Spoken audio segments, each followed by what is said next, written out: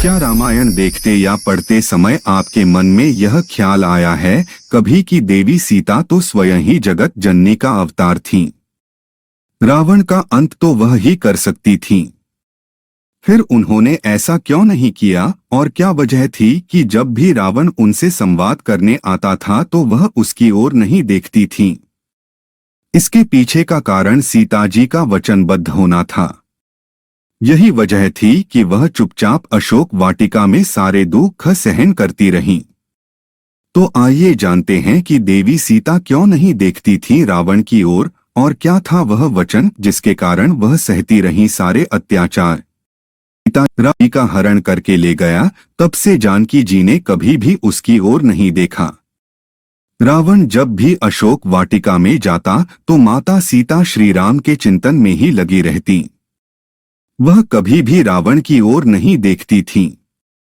धार्मिक ग्रंथों के अनुसार एक बार जब रावण हमेशा की तरह देवी सीता को धमकाने के लिए पहुंचा तो उन्होंने एक तिनके का ओट किया। तब रावण ने अत्यंत क्रोध में सीता को कहा कि तुम इस तिनके को क्या देख रही हो?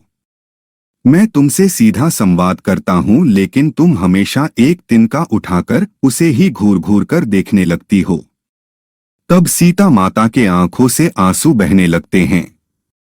जब रावण किसी भी तरह से देवी सीता को धमकाने में सफल नहीं हुआ तो वह श्री राम के रूप में देवी सीता के सामने पहुंचा, लेकिन तब भी माता ने उसकी ओर नहीं देखा। थक-हार कर जब रावण अपने महल पहुंचा तो मंदोदरी ने उनसे पूछा कि क्या हुआ, आप तो सीता के सामने श्री राम का रूप रखकर गए थे। तब रावण ने कहा कि जब वह उस रूप में पहुंचे तो सीता उन्हें नजर ही नहीं आई। कि जब सीता जी ससुराल पहुंची तो उन्होंने पहली रसोई में खीर बनाई। इसके बाद सभी को खीर परोसनी शुरू की। तभी महाराज दशरथ को परोसी गई खीर में एक तिनका गिर गया। देवी सीता ने सोचा कि आखिर खीर से वह कैसे निकालें। तब उन्होंने तिनके की ओर घूर कर देखा तो वह जलकर राख हो गया और एक बिंदु के समान हो गया। हाल किसी ने नहीं देखा, लेकिन राजा दशरथ ने सब कुछ देख लिया था। उसी पल वह देवी सीता के प्रताप से वाकिफ हो गए थे। जब सभी अपने अपने कक्ष में चले गए तब उन्होंने देवी सीता को बुलाया। दशरथ जी ने कहा कि उन्होंने सीता का प्रभाव जान लिया है।